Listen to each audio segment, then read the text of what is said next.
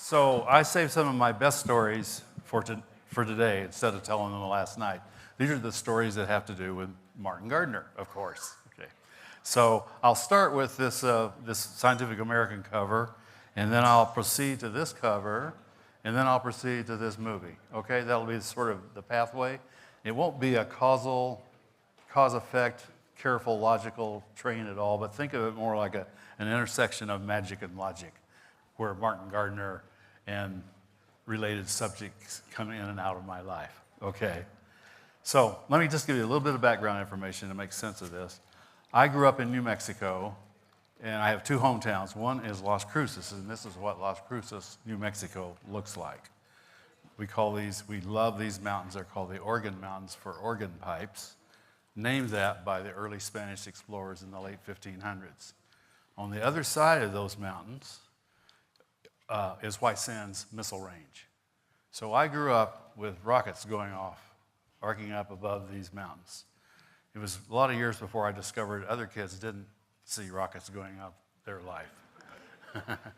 And just for a little further calibration is, to the left, if you go straight left from these, up the flanks of these mountains, your left, yes, you get to a place called Trinity Site. For those of you who've seen Oppenheimer, that's the place where the bomb went off, which I heard when I was a kid living in this town.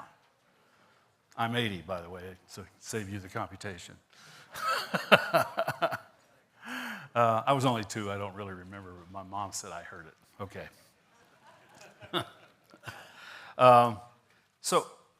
And in that town, I had a lot of relatives living in that town, and one of them was my Uncle George Gray, who was an artist.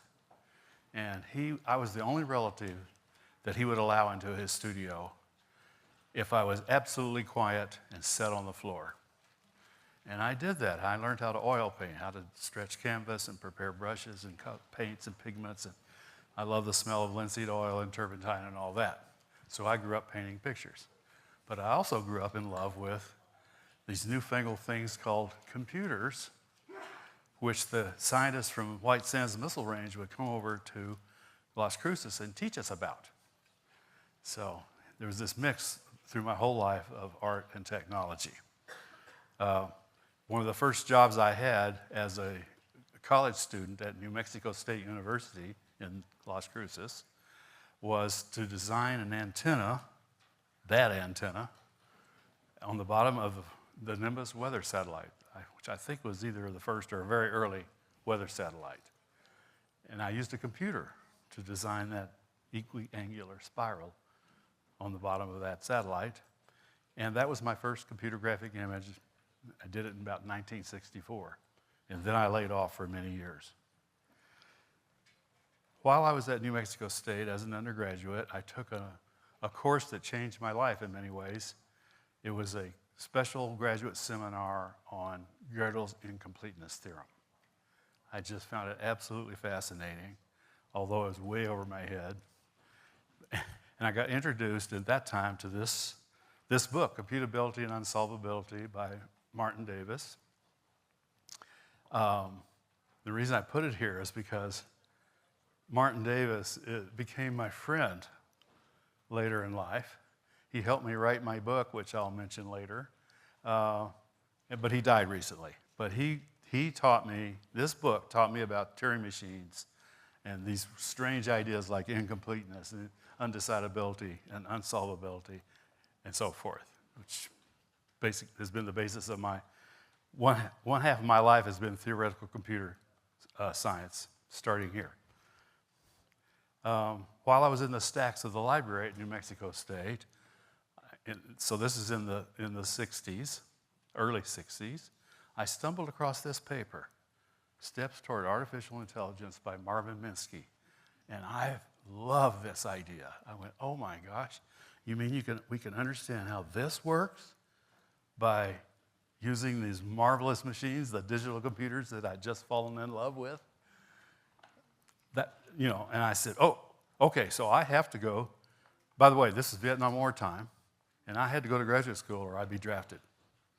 So I said, okay, I'm going to go to graduate school where they teach artificial intelligence. Well, there were two that I knew of. One was MIT, where Marvin Minsky was, and the other was Stanford. So I applied to both. Stanford gave me more money. Being poor, I went with the more money. And met this guy, Michael Arbib, and continued my work in the formal mathematics of computation. In particular, one of the things I did there was prove the existence of self-reproducing machines in cellular automata arrays. And this is another cover design. I've done a lot of cover designs in my life. This is not a very pretty one, but it's a cover for his textbook, my PhD advisor's textbook, supposedly illustrating the notion of a self-reproducing machine. And I published that paper in this special proceedings that we had at the time that had the quaint name Switching and Automata Theory. This is the 9th annual conference proceedings. I published in the 9th and well, I don't know the actual numbers, the 68 and the 70th. I think it's the 9th and 11th, but I'm not sure. This is actually a picture from my paper in the 1970 SWAT conference, we called it. Down the lower right, you'll see it's a one-dimensional cellular automaton, and there's a space-time diagram, so time is proceeding down the page, and it's a really simple proof to show that a cellular automaton can recognize palindromes in time equal to their length. It's easy. It's really easy. Compare the two figures, okay? At this point, the game of life appears. Now, I had been reading Martin Gardner's column since I was a kid in New Mexico. I found it in the local library and fell in love with it, and I learned about topology and knot theory, and well, you guys know all the things that were in that wonderful column. And then after I graduated from Stanford with my fresh PhD, I got my first job at NYU in New York City. And one of the first, so I was there in 1970, October 70, when the issue of Game of Life came out, a Scientific American issue. And I turned to Martin's column, and I went, oh my God, this is cellular automata theory. I just wrote my thesis on this subject. I bet Martin Gardner doesn't know this is an example of a whole class of machines. And the self-reproducing machines exist in this environment, and there's a Garden of Eden theorem, and there's all sorts of interesting stuff going on. Von Neumann and Stanislaw Ulam are involved. So I called him up, my childhood hero. Somehow I got his number. I can't remember how I did that. Called him up, Hastings-on-Hudson, and he said what I just told you to him on the phone. He says, you know what, Alvy? This is one of the most popular subjects Scientific American has ever published. The Game of Life is. Can I come down and spend the day with you to find out what you're... I went, yeah.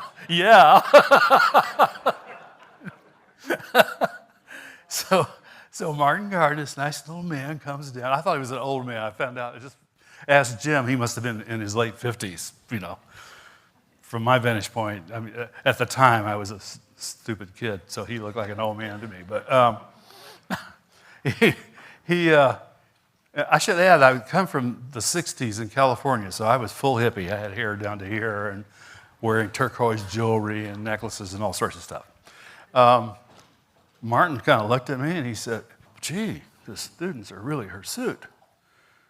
And I looked at him in puzzlement because I was surprised that he was surprised. Because his annotated Alice was de rigueur reading by every acid head in the world. And he didn't seem to know this. And Jim, you'll have to tell me that I made a decision right on the fly that that was a culture gap that I wasn't willing to cross, just having met this man, and explain this to him. Maybe I was wrong. You'll tell me later, okay? But he didn't know, apparently. We spent the day together, and somewhere in that day, I showed him the details of the palindrome proof that I showed the picture of. And he came, and then he wanted me to vet his column. which would come out in the February 71 issue of Scientific American. See if I got all the proofs right. I had an answer to John Conway, some question that John Conway had asked. I knew an answer to it. I was really hot on this subject at the time. It was my PhD thesis. So he got in touch with me and said, you know what, Alvy? The publisher of Scientific American, I forgot his name, he's going to make this the cover story because this is such a popular subject, game of life. So he wants us to submit cover designs. You submit some and I'll submit some. So Martin submitted some Stanislaw Ulam designs, which are really lovely and should have won this contest. But I color-coded my palindrome proof, which is what this is, and sent it in. By the way, the palindrome is too hot to hoot.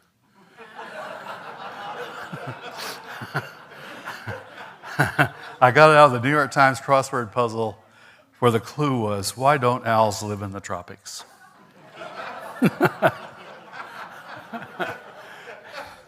And Peel selected my cover to be the winning cover design because he's a palindrome freak.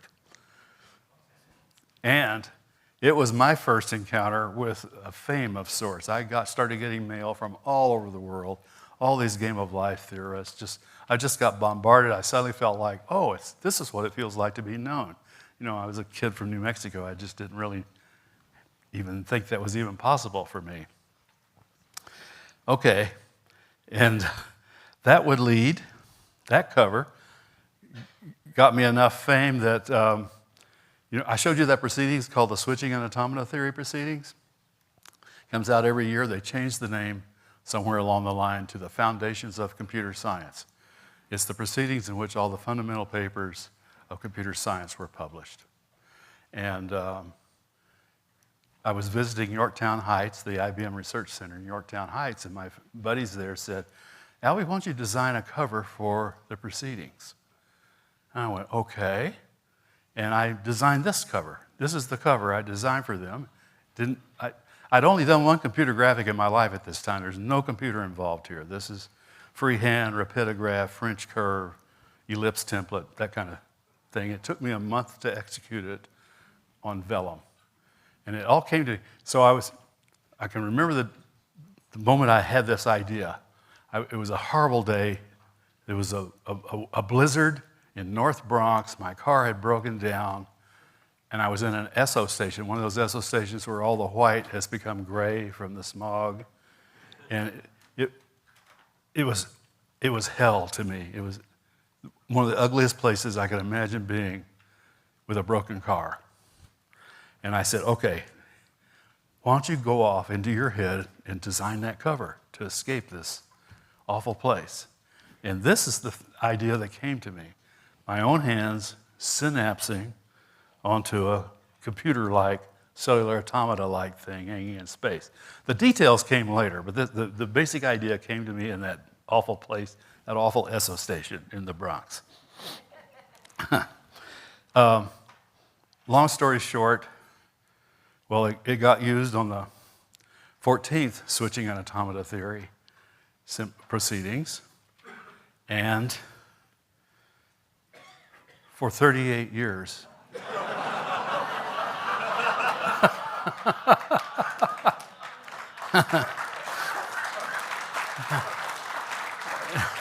And you'll notice that now it's called the Foundations of Computer Science, or FOCS as we shortened it. And then it went digital, and I got 3 more covers. So 41 years altogether, and finally they said, you know what, we don't need covers anymore for digital. The digital version, we don't need a cover. And that was the end of it. There's just some of the mini covers that were. And here's the stack of the proceedings. You can see they got thicker and thicker. At the end there, that black one on top is about that thick, just massive, dense, hard to read papers. I also wanted to give you a glimpse of that pool ball picture I'll come back to later.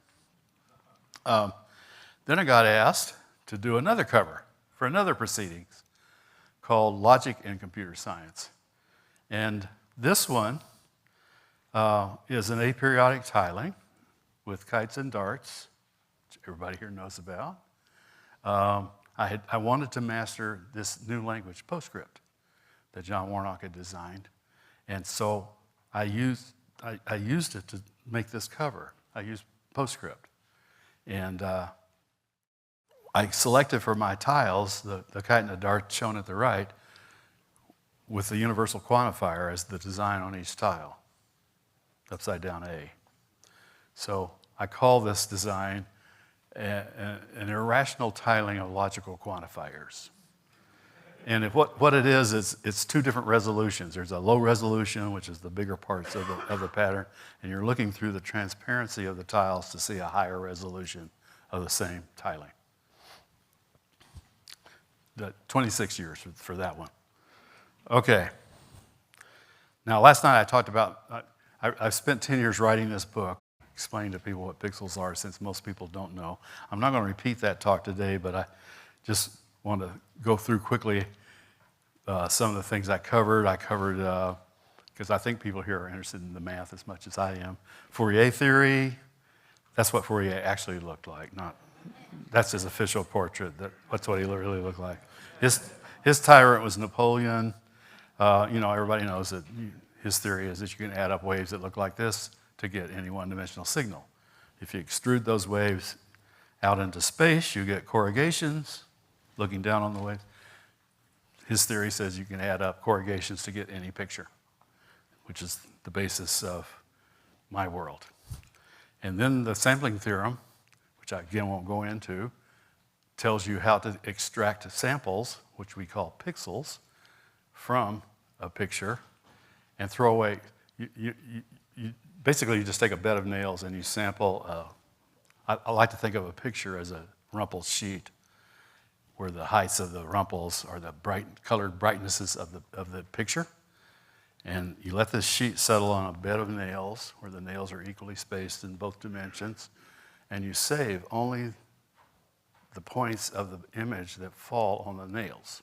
The sampling theorem says if you do that right, you can throw away the infinity of points in between the nails, in between the samples, and not lose anything. That's the beauty of the sampling theorem.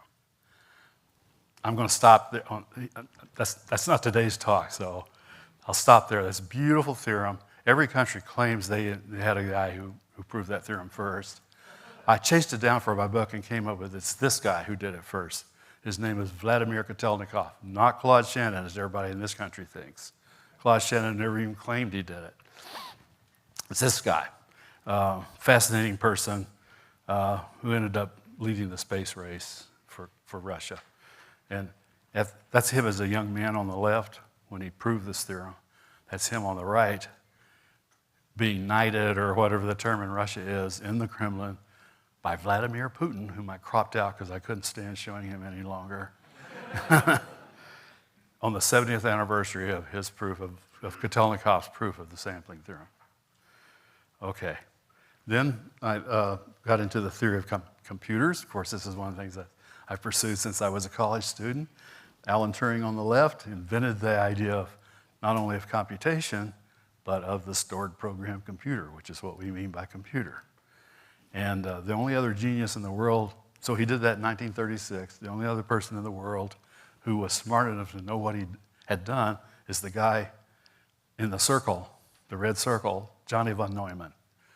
Johnny von Neumann was a genius's genius, and he got it. They both understood that Turing's idea was spectacular, but it was so slow. By the way, I designed a universal Turing machine as a business card. This can compute anything that's computable in the universe. You can compute Toy Story with this. It would probably take the lifetime of the universe to do so, however. But we all know, as engineers, those of us educated as engineers know if you want software to go fast, you implement it in hardware. Both of these guys understood that, and they both rushed out to build the first computers. Turing's big failure in life was that his hardware project bogged down in basically a clash between two different types of people. So I won't pursue that. It's a basic failure. By all rights, he should have had the first computer. John von Neumann didn't have the first computer, but he came up with a simple architecture that we call the von Neumann architecture, which all the early computers, nearly all of them, used. So for my book, I had to, it's weird, here I am, I was born before computers, I've lived through the entire revolution, I don't know who built the first computer. That's wrong. The first computer was called Baby, believe it or not, in Manchester, England, and I went to see Baby, and it had a display where the word Pixar was scrolling. And the surprise to me was this computer built in 1948 had pixels and it could animate. 1948. Let's get back to the Martin Gardner story. Between the, I think this is Martin's last edition on the left. I'm not positive about that. It's the definitive edition, it's called. And the 150th anniversary issue on the right, which Mark Bernstein edited, something happened. The something that happened is that I and my wife got involved. We were on her sabbatical, one of her sabbaticals. This one was in Oxford. And we were living in a little town called Iffley, right down the Thames, right down the Isis from Christchurch. And if you look, that drawing was one that Charles Dodgson did for the original Alice book, Alice's Adventures Underground. And the church in this little town we were living in Iffley, this is a drawing of that church with an ancient yew tree next to it. This church was built in 1170 and hasn't been touched hardly at all since then. And we now believe that the church, the yew tree wasn't added to the church was added to the yew tree.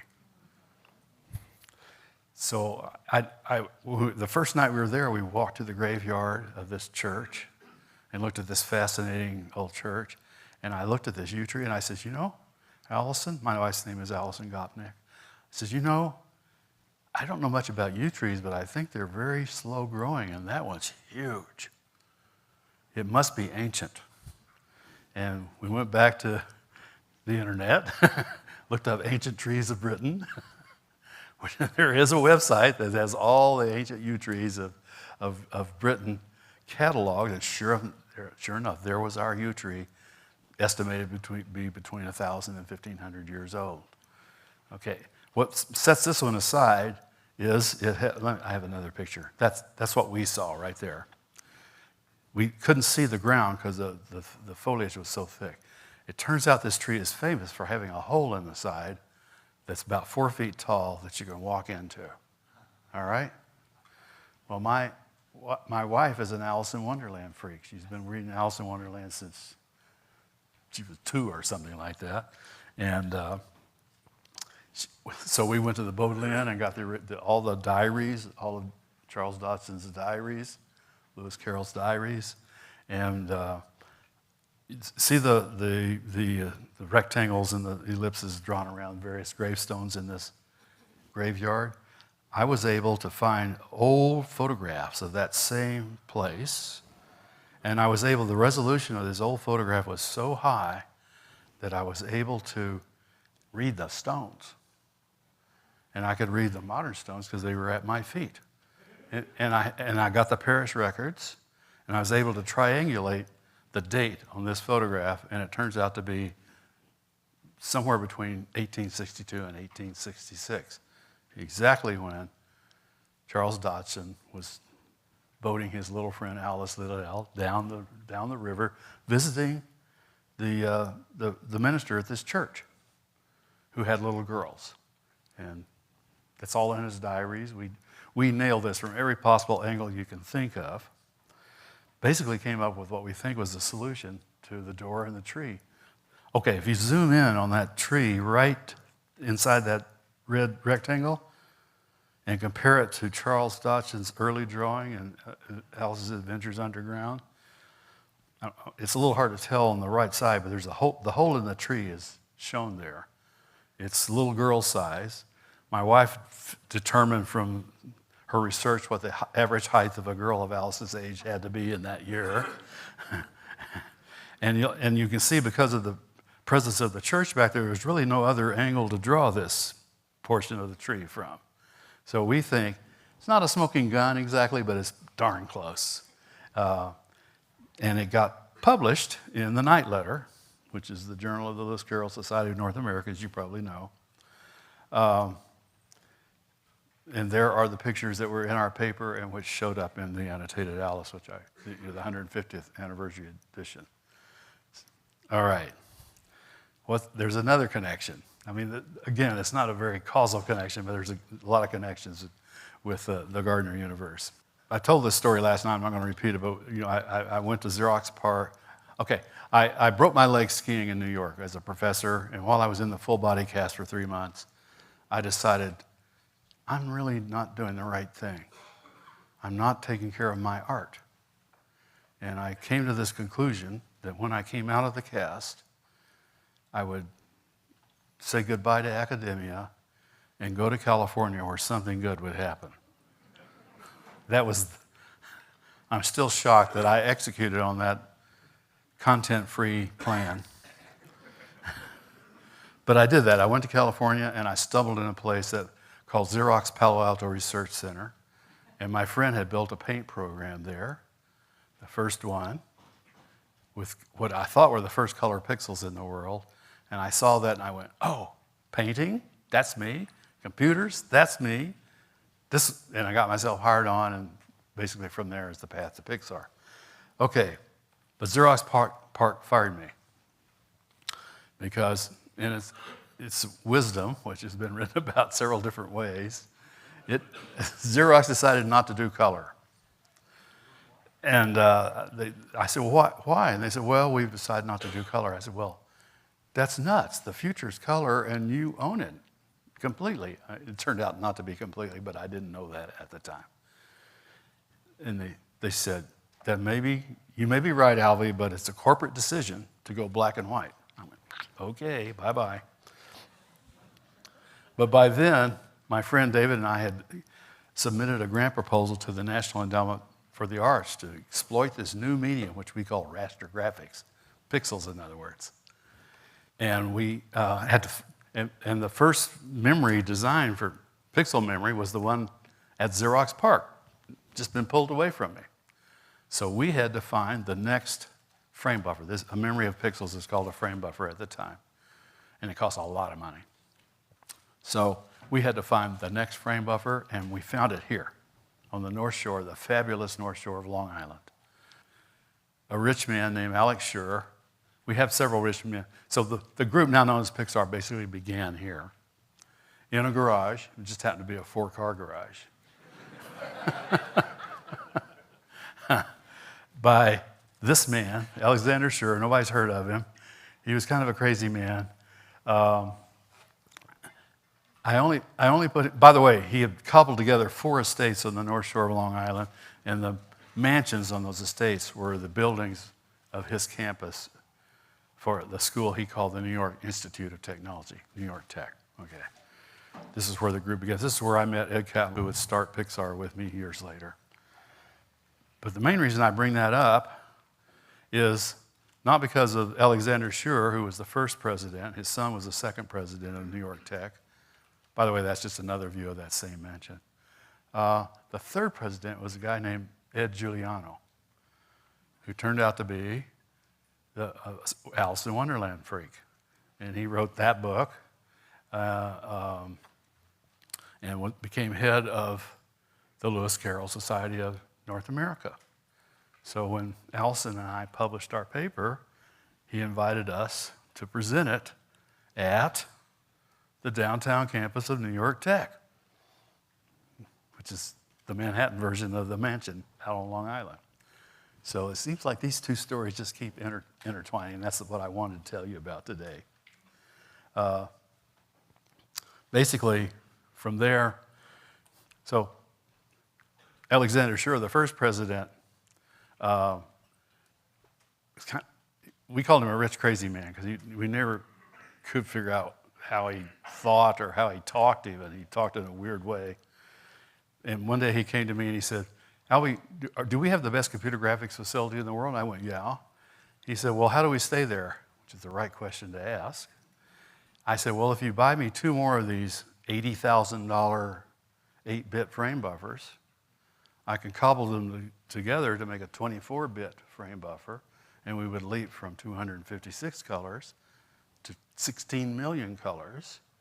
And at 16 million colors, we could do anything.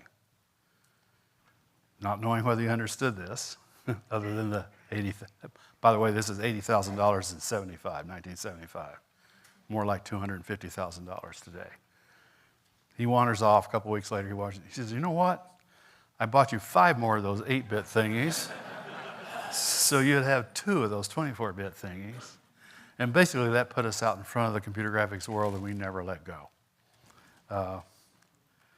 I also, that's me on the left, by the way. I did have dark hair at one time.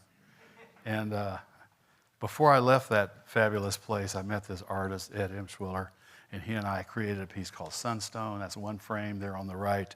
It's in the collection of the Museum of Modern Art. I'm really proud of it. And then we leapt, this is real fast, we leapt to, I'm kind of going in 5-year leaps here. We leapt to, we finally figured out that our Crazy Rich Man on Long Island didn't have it as a producer of animated movies. So when George Lucas said, come, we leapt. And went there, and I led the group that became Pixar in its first scene on the big screen, which is the Genesis demo in Star Trek II. Not Star Wars, but Star Trek II.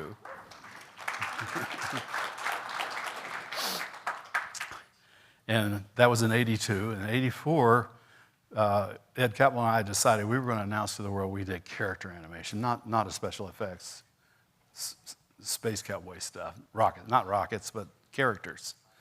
And we also solved motion blur. In animation, if you sample without blurring in the direction of motion, the motion on the screen looks like it jitters, we call it. It's really unpleasant. We knew we had to solve that or we'd never be on the big screen. We solved it in 1984. This is 4 successive frames out of a movie called Andre and Wally B. I directed it, but I hired my first grade animator, John Lasseter, to do the animation. 1984. Now we're back to that pool ball picture I showed you earlier.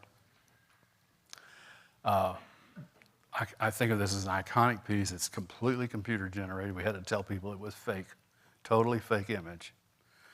But we had solved motion blur, shadows, reflections, everything we needed to solve, minus the art, for a major motion picture. And at that time, we established what I now call the central dogma. We didn't name it, but that's what we were honoring then, was we will model in 3-dimensional Euclidean geometry using Newtonian physics for the optics and the gravity and so forth. And we will project our 3-dimensional world into 2D movie frames using good old Renaissance perspective, linear perspective. Now, and by the way, all movies that Pixar has made fall under the central dogma. In fact, all movies that do 3D graphics use the central dogma. And I urge artists, please break out of the central dogma. There's nothing about computers that forces us to be in that structured world. Now, I'll bring this design back up because this is an example of where the perspective is not Renaissance.